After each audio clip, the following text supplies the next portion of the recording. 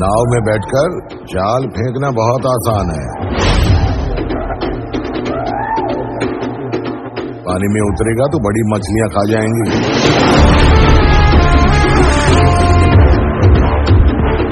इस दुनिया ने आपके हाथ में पिस्तौल दिए और मेरे हाथ में कुल्हाड़ी।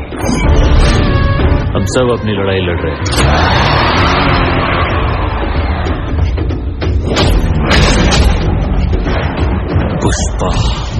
पुष्पराज, मैं झुकेगा नहीं।